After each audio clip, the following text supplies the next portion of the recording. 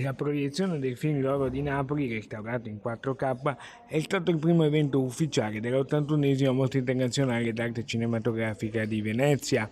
In sala tantissima gente, tutto esaurito, con tanti veneziani e grande emozione, spiega il restauro il regista Andrea De Sica, nipote. Un'emozione molto grande e inedita, perché il fatto che Alberto Barbera abbia invitato questo enorme film di mio nonno a fare una preapertura della Biennale in occasione dei 50 anni della sua morte vuol dire che il più grande festival di cinema italiano ama e omaggia un grande del cinema che è stato Vittorio De Sica e che lo è stato anche per Venezia. Sfortunatamente io sono nato dopo la morte di mio nonno, però ho avuto un grande maestro che è stato mio papà, Manuel De Sica. Sono contento oggi, in assenza di mio padre, aver fatto io il primo restauro, diciamo, della mia vita e di portare avanti questa eredità culturale. Questo restauro è avvenuto con la grandissima partecipazione di Aurelio De Laurentiis e Cinecittà, che diciamo, è intervenuta con i suoi mezzi economici e tecnici per fare un grandissimo restauro digitale 4K che spero apprezzerete. In sala, tra gli altri, oltre al direttore Alberto Barbera, che ha voluto fortemente questo gesto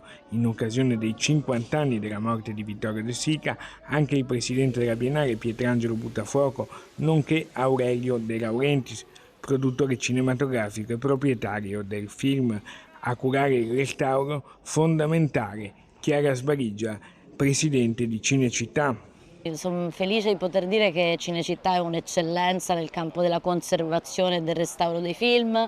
In questo caso era un negativo con molti graffi, macchie e poi il color grading per rimettere a posto anche tutta la parte dei chiaroscuri e della fotografia. E stasera è splendente e perfetto. Noi se non restauriamo e non conserviamo bene rischiamo di perdere dei film per sempre.